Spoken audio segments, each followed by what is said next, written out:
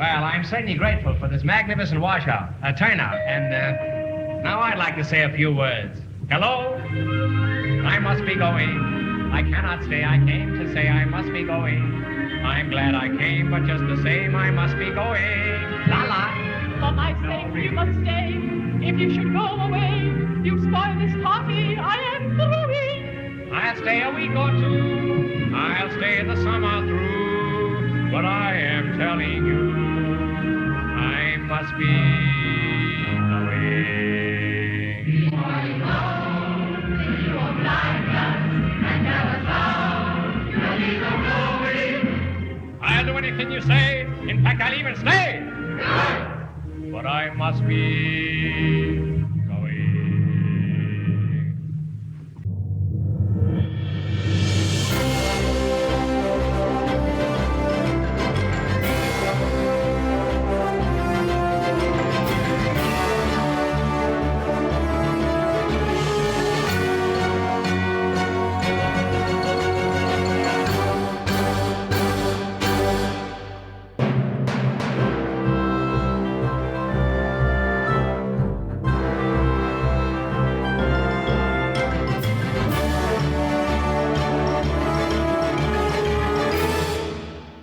Hello, welcome to ATARI Bytes, the show where we take a bite out of the story within a classic Atari 2600 game and see if that story bites us back. My name is Bill, this is episode 330. Thanks for listening. Welcome back, everybody. How you doing?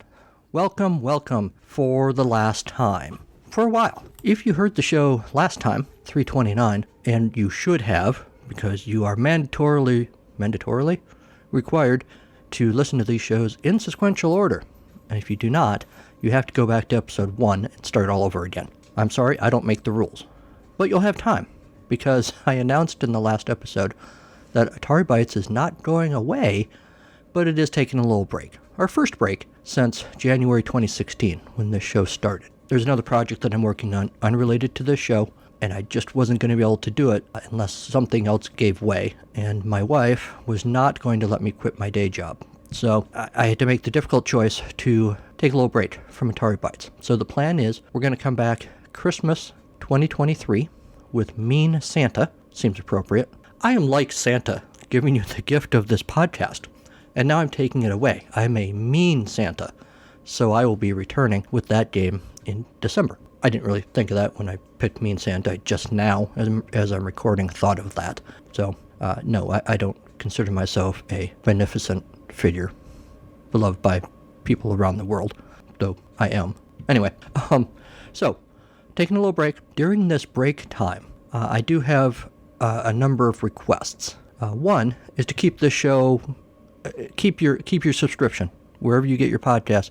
Keep your subscription because one, I'm going to come back, and two, I may between now and Christmas, now being April, I may throw out the occasional episode as things come up that I want to do.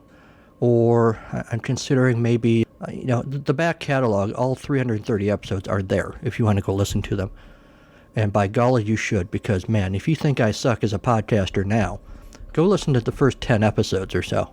Barf, man. But if you feel like torturing yourself, go do it. So what I may do is not necessarily re-release the episodes as they are, although maybe I'll do that too. I don't know. I may re-release some of them with, new introductions or something. Not redoing them necessarily, just throwing in something new. So keep your feet, because there may be some of that stuff happening between now and Christmas. The other request I have is keep following me on social media, because I'm still there, and just don't forget me. Also, this little break period may be a good thing. One, trying to recharge everybody's excitement about Atari Bytes, and two, it's a good time maybe to kind of, shake things up a little bit. Maybe come up with some new things. For example, any of you creative types, if you would like to design me a new logo, I would be open to the possibility for absolutely no money whatsoever. I'm not going to pay you, but I would certainly happily give you credit if you come up with a new logo that I want to use for the show.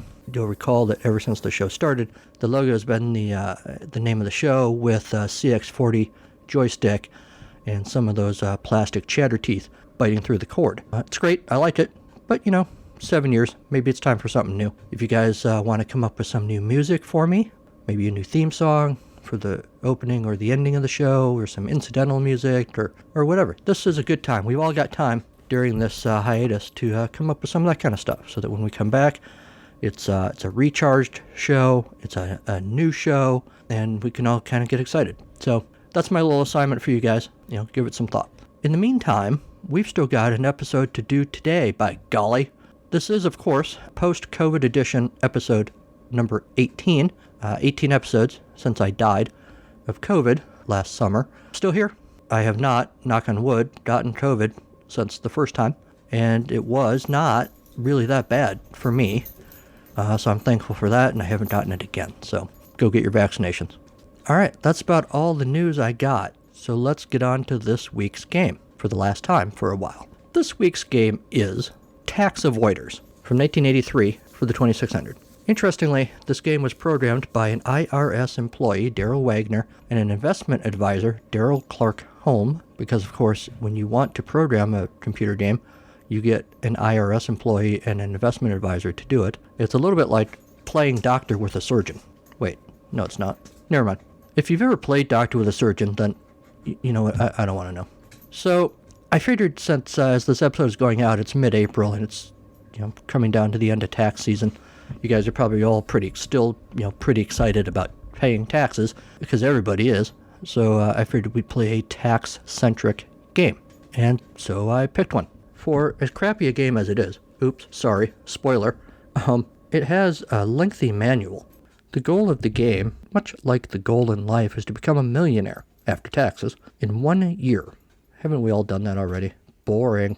As in real life, there are obstructions to your progress, bureaucratic levels to go through, and obstacles to overcome, such as governmental red tape, bad investments that lose money, taxes, and IRS audits. You're playing as John Q, the overtaxed player, being pursued by Eggy, an IRS agent, Waggy, the CPA, and Toodles, the investment advisor. To make things more confusing, Toodles, Waggy, and Eggy are three different identities for the same character. One guy just kind of turns into, at random, these three different characters. Enemies, I guess, although not really. I suppose only the IRS agent is an enemy. He's the only one that takes your money. The other ones ostensibly make money for you, but we'll get there in a second. Their movements are not controlled by the player. He is constantly pursuing John Q. John Q is controlled by the joystick and moves in all directions, left, right, up, and down, as if you didn't know what the directions were. The fire button causes him to jump over or through adversaries. Dollar signs represent money, of course, and that's what you want to collect. Governmental red tape is portrayed as sort of this coily little red thing that causes you to lose $2,000 every time you touch it, and your portfolio is basically a little briefcase where you have to put your investments after you collect them to shelter income and obtain any capital gain. So I'm saying capital gain in my head. It sounds weird. Does it sound weird to you? Capital gain. I don't know. Anyway, let's move on. So the year, according to the manual I'm reading, is divided into 635 days, 12 months and 4 seasons. I'm thinking there's a typo. Everyone knows there are 5 seasons. Anyway, during each season there are 2 screens, an income screen and an investment shelter screen. During the income screen, you must accumulate as much income as possible while avoiding the costly governmental red tape. To reach the various bureaucratic levels, you must catch the elevator in the center of the screen that you can't ever see coming, by the way. It's very random. And this takes you to the various levels, slowly, like normal governmental action. Halfway through each season, you are switched to the second screen, which allows you to obtain various tax-sheltered investments. You're being pursued by a character who is consistently moving into and out of the private enterprise system and governmental employment. I'm falling asleep as I'm reading this. This is symbolized by color changes, black, pink, and green. In the black mode, he is Eggy, an IRS revenue agent trying to catch you for an audit, and if you get caught, you always lose. You are taxed at the maximum rate of 50% and sent back to work in the income screen. There are no appeals to tax court. In the pink mode, he is Waggy, a CIA agent who is soliciting your business. If he catches you, CPA agent, not CIA, although that'd be way more interesting. If you go to him, he charges $1,000, but you do actually make money. He'll always provide a more valuable tax-sheltered investment than the one previously available. In green mode, he is Toodles, a registered investment advisor who can help you maximize your income by providing the best tax-sheltered investment available. When green, it is to your benefit to catch him, depending on the amount of time left before your taxes are due, at the end of the season, it may or may not be beneficial to wait for the IRS agent to become the investment advisor. At the end of the season, your taxes are collected through automatic quarterly withholding. The amount of tax collected depends on which tax-sheltered investment you have in your portfolio. You are then sent back to work, stream 1, to earn more income. The various investments are oil derricks, the sun, solar energy, railroad containers, and research and development, represented by a glass flask. Some of these provide capital gains, some don't. There's a 50-50 chance that any investment will make or lose money. Good investments earn $1,000 a day. In addition to any capital gain, bad investments lose $1,000 a day, but still can provide capital gain. This is separate from and does not affect their ability to shelter income at the end of the season. And that is how you play Tax Avoiders from the American Video Game Company, 1983, for the 2600, assuming you would ever want to do that.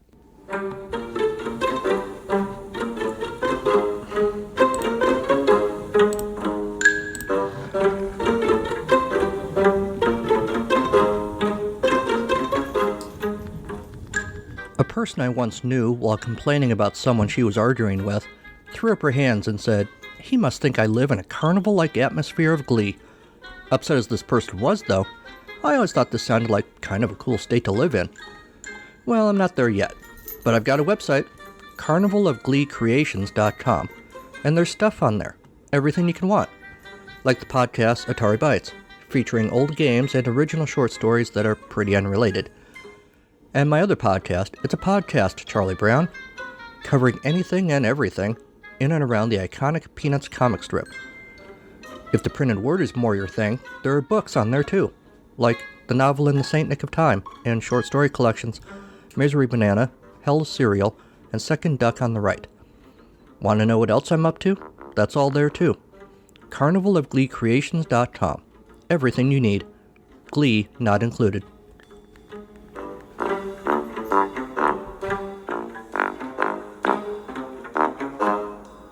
Okay, let's get this out of the way right now. This game is not ripped from the plot of Everything Everywhere All at Once, the Oscar-winning movie. But by God, it should be, because that would be way more interesting.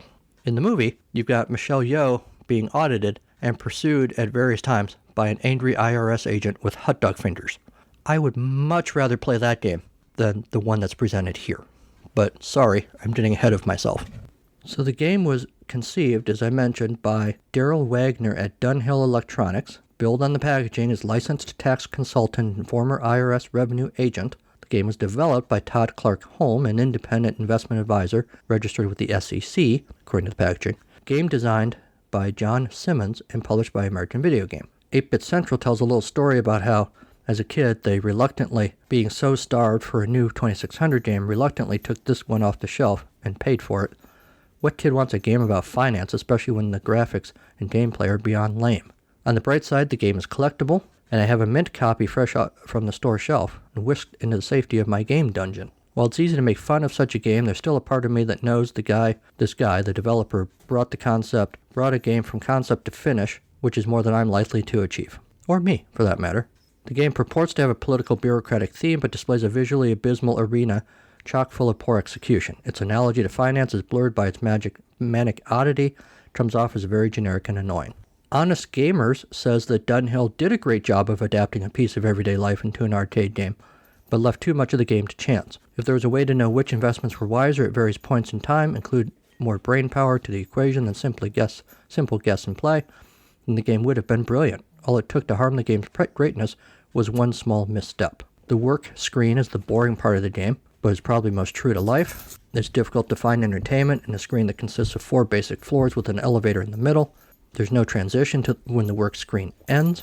Tax evasion in everyday life is not very exciting. It mostly consists of people not filling out paperwork, not answering phone calls, not responding to knocks on the door, and keeping a low profile. It's not something you can easily turn into an enthralling game. Dodging the IRS may not play out with the same level of tension as avoiding ghosts and Pac-Man, but it can be tense. Here's where I learned to love the game's slightly stiff controls. The game's not a major blast to play, and is not addictive, but it is original and challenging, with a bit of tension tossed in. Okay, I think you might be stretching a little bit there, Honest Gamers, but alright. Old School Gamer magazine wonders, or notes, no matter how many times I replay the conversation that must have gone on to create this game, I can't figure out how tax avoiders got the green light. The more I think about it, the more bizarre the concept becomes. So, The game's not great, is kind of what everybody is saying. But what about the inspiration for the game? Sometimes it's just poor execution, right? Everybody loves the movie E.T., but not so much the game. So maybe the problem is taxes. Are taxes bad? Why do we pay taxes? Well, the History Channel says, since 1950, individual income taxes have been the primary source of revenue for the U.S. federal government, used to fund social programs like Social Security and Medicare, and income taxes amount to roughly 80% of all federal revenue. Abraham Lincoln, during the Civil War, was the first one to sign into law the nation's first ever tax on personal income to help pay for the Union war effort. It was repealed a decade later, but Congress tried again in 1894, enacting a flat-rate federal income tax. But then the U.S. Supreme Court ruled that tax unconstitutional because it didn't take into account the population of each state. In 1909, Congress passed the 16th Amendment, which allowed the federal government to tax individual personal income regardless of state population. Took care of that, I guess. The required number of states ratified the amendment in 1913, and Americans have been required to pay federal income tax ever since. Any American whose gross income is over $10,000 or $25,000 for married couples filing jointly, or who earned more than $400 from self-employment, must file a federal income tax return. There are other circumstances too, which might be why you'd have to file taxes. In 1913, Congress chose March 1st as the official due date for paying taxes, but a few years later they moved it to March 15, for no apparent reason. In 1955, another tax overhaul pushed back the deadline an entire month to April 15, giving the government more time to hold on to tax dollars before paying any refunds it might owe. The tax system is designed to be progressive, meaning the more taxable income you make, the higher your tax rate. Taxpayers can often reduce the amount of tax by using various tax credits, deductions, and exclusions, also called loopholes. In 2016, taxpayers in the top tax bracket income level paid a tax rate of 39.6%. They include some 860,000 or 0.5% of the total number of U.S. households. Nearly 80% of U.S. households were in the 15% bracket or lower, including Americans with no taxable income and those who don't file tax returns. According to the WhiteHouse.gov, the 400 wealthiest families in America paid an average federal individual income tax rate of 8.2% on $1.8 trillion of income over the period 2010 to 2018. And then there are a bunch of qualifiers for that. Suffice to say, I am not part of one of the wealthiest families in America, so we'll just leave that there. All right, well, after the break, stick around. In for a penny, in for a pound, right? The government will take half of that, please.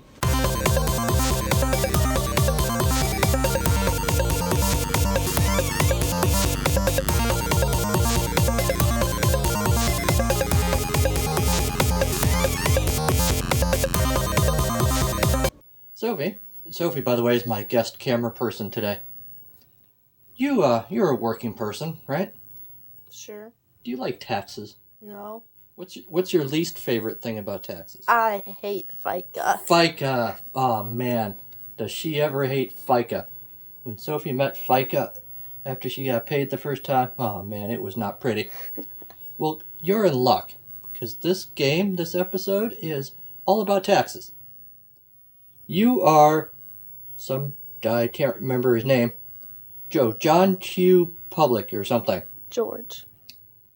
Well, in the manual, he's John Q. somebody. And you are trying to collect as much money as possible. And then you go to the next screen and you invest your money in... Sophie's looking at me. If you're not watching the video, even if you're watching the video, you can't see her right now. But she is skeptical of the premise of this game. You collect as much money as possible, you avoid the red tape, you go to the next screen, you avoid the IRS agent who wants to audit you, you kind of avoid the accountant who wants to help you invest, but is going to charge you money for it, and you really like the green guy who is some other investment person, because he's going to put you in the best investments possible. Sounds pretty exciting, huh? Mm-hmm. Oh, man. Let's just see how exciting this thing is. Here we go. Oh, wait. Shut. Alright, this is me collecting money. I don't like the... Wait, hit some red tape. That's not good. You can't avoid it, and you can't go up until the elevator shows up. And you don't know when that's going to be. Well, see, there it was, and I didn't know it was coming. So, I'm just going to stay in here and wait.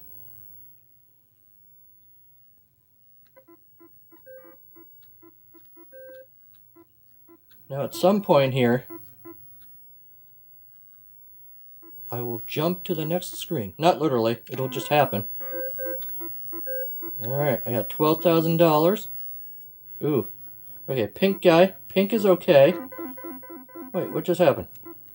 He got you. I guess, but he's one of the gooder guys. I'm very confused.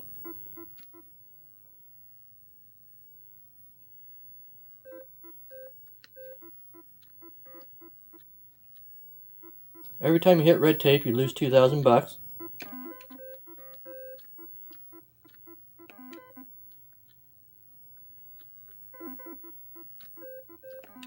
Ooh, I hit lots of red tape, but I'm up to 26,000 now.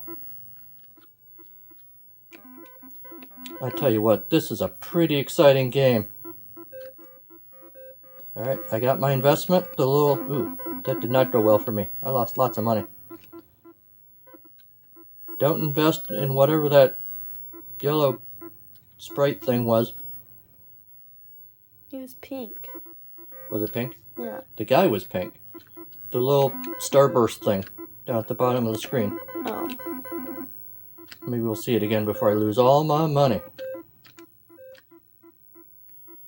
I am on the edge of my seat with this game. I think some tax people came up with this game, and I'm really not surprised. No offense if there are any tax people listening, but you're not the most exciting crowd. Very much offense to all the tax people listening. What, you're not a tax person? No, tax people take all my money.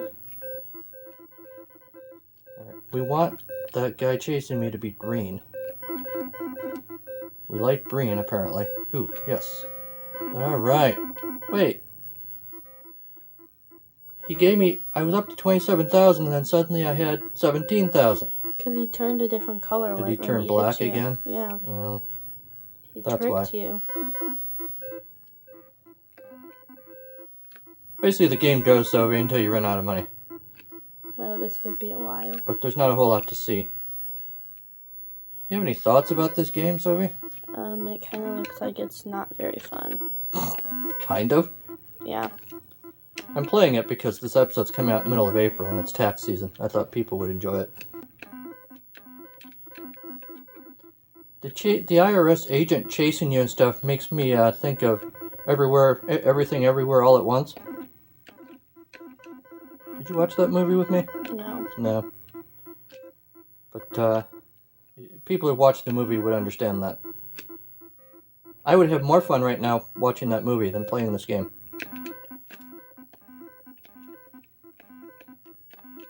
How long have we been doing this?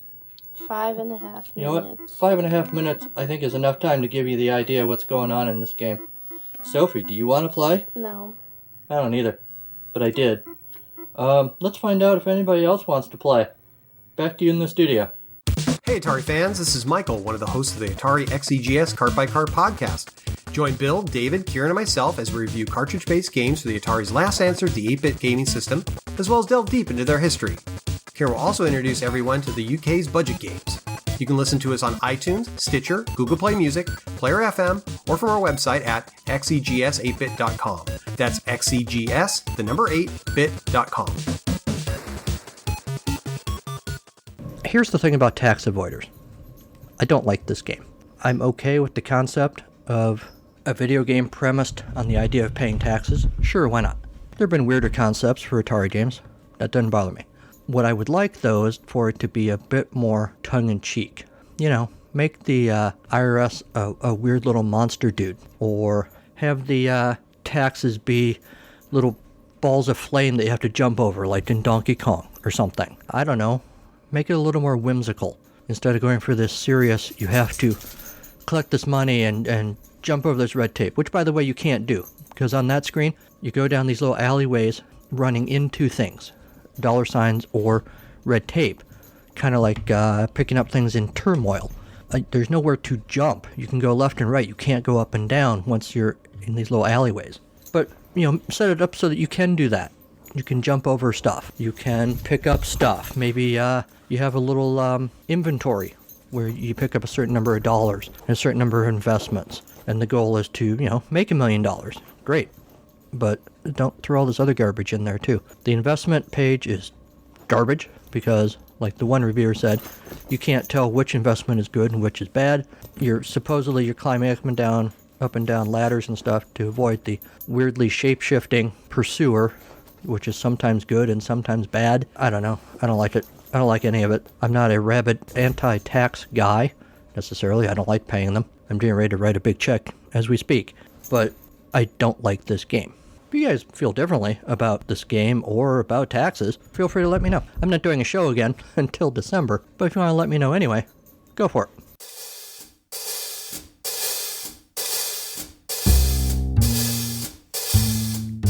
It's story time on Atari Bytes. Yes, it's story time with Bill. This week's story is titled Tapeworm Holds the World Together. A confluence of random dust and circumstance formed the Earth. Humans evolved by luck and perseverance. Ideas breathed life into society. Love and hard work allowed society to move forward. But rules, they are what make society function. Nobody likes them, but everybody craves them. We're never more alive than when we're jumping through hoops. The blood flows and the heart races. We feel purposeful. We know what's expected of us, and that feels good. Guidelines and requirements keep the world from devolving into chaos. Except when they don't. Dr. Terry Andreessen sat at the nurse's station, surrounded by medical charts, symptom descriptions, and an ominous-looking stool sample that really should be put somewhere else. Gah, the doctor groaned. I can't get anything done. She irritably tossed aside all the pens in her pocket. No great loss, everything is on tablets now. Head nurse Malik, a tall man with a healthy unease about everything, gingerly pushed aside the sample as he leaned forward down onto the counter. He wasn't really even sure who had ordered that stool sample. Had anyone ordered it? Was it recreational poop? Anyway, what's wrong, doctor? Malik asked. What's right, you mean? Andreessen said. I've got one patient who needs a transplant but doesn't have the right insurance. Another one can't even afford the copay for a prescription. Instead of taking a shift in the overrun ER, I'm here writing reports because, sure, that's a good use of my medical training. Not exactly why we got into medicine, is it? Malik said. I just don't get it, Andreessen said. With a ding, the fifth-floor elevator door slid open. An arm shot out holding a flaming torch, followed by the large, stubbled head of Dent Mitchell, intrepid adventurer. He stepped out of the elevator and scanned the cardiac floor of Mount Meticulous General Hospital. Adjusting the wide-brimmed hat on his head, he stepped swiftly to the nurse's station. Can we help you? Dr. Andreessen asked. Malik's eyes never left the flaming torch. You're going to have to put that thing out, he said. Dent Mitchell glanced at the torch. The key to adventuring, friends, is knowing where you're going. This is a hospital, sir, Dr. Andreessen said. Malik, still watching the torch. Why aren't the smoke alarms going off? Dent Mitchell ignored both of them, possibly talking to himself. I know what the problem is. With the ailing patient. With the ailing patients, that is. The poor souls who can't find relief. This hospital is being overrun. Andreessen stiffened. Terrorists? Who was this guy? Mitchell wasn't wearing a holster or carrying a bag that would hold a gun. Just the torch, a bullwhip, and a snorkel. Worse, Mitchell said, scanning the floor, occasionally looking up, squinting into the light fixtures. Andreessen glanced over to Malik, nodding a bit. Seriously, why aren't the smoke alarms going off? Malik asked. Not that, Andreessen muttered, gesturing with his head toward Dent Mitchell. Malik got it. He wondered how he could get the attention of a security guard. Seriously, hadn't anyone noticed a man with a flaming torch getting on the elevator? Andreessen thought he should keep this weirdo distracted until security could come. What do you mean, worse? Andreessen said. Dent Mitchell stepped behind the nurse's station counter. He grinned. Let's find out together. He took a deep breath and yanked the cover off the server on the desk behind Andreessen. Where wiring might have been, dozens of coiled crimson worms came spilling out. Eep! Malik squeaked. What the hell? Andreessen said. I knew tech support was worthless. How did they get in there?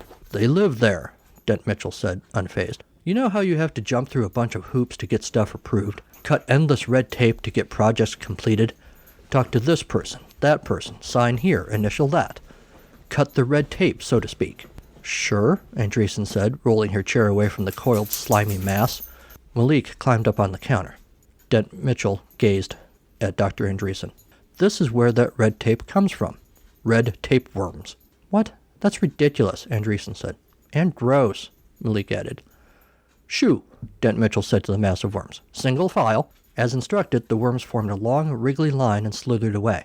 I think you'll find your patients get much better, more efficient care now, Dent Mitchell said. Andreessen said. A large bearded man approached the nurse's station. Look, he said, I don't know if I'm on the right floor, but you look like a doctor and I really need a prescription. My wee-wee won't stop sneezing. It took a minute to tear herself from the red tapeworms, to shift gears to another oddity. What?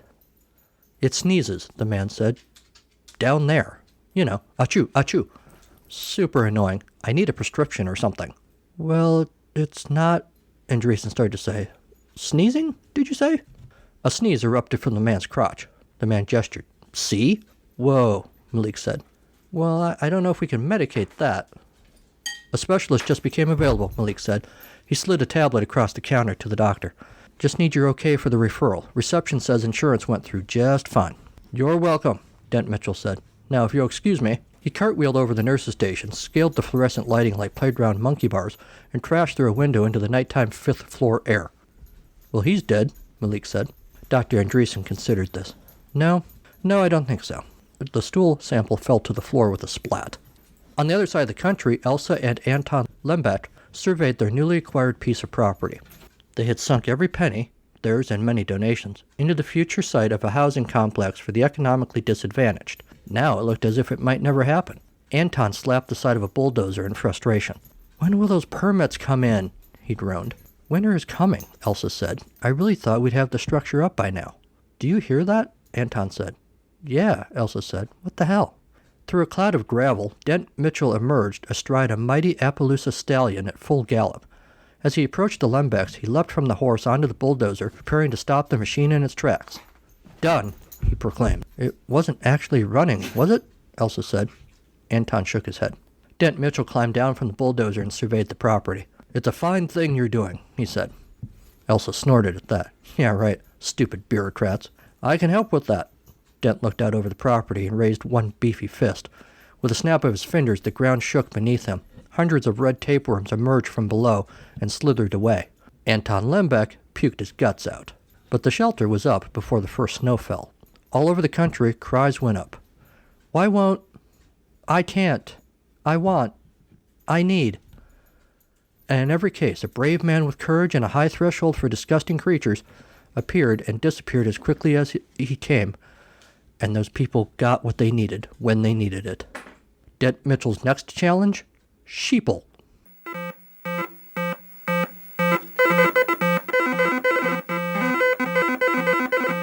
Hi, this is 8-Bit Rocket, Jeff Fulton from the Into the Vertical Blank Generation Atari podcast.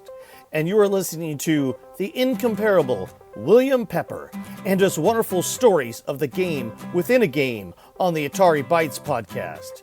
When you are done here, come visit us in the Vertical Blank. Now, back to Bill. And that's our show. I mean, seriously, that's it. The last one. For a while. You'll remember this one like the sense memory of the taste of that bad Reuben you ate 7 years ago. Thanks to Kevin McLeod and Incompetech.com for Creative Commons use of his songs, Reformat, Take a Chance, and Pinball Spring. Oh, and also Hidden Agenda. Thanks to Sean Courtney for the Storytime theme.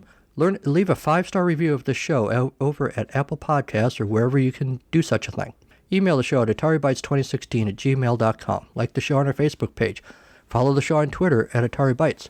Or also follow me personally at Carnival of Glee, which is also my handle on Spoutable, Post News, Tumblr, Mastodon, and Hive. I'm also on Instagram with the Atari Bytes page over there. Call me.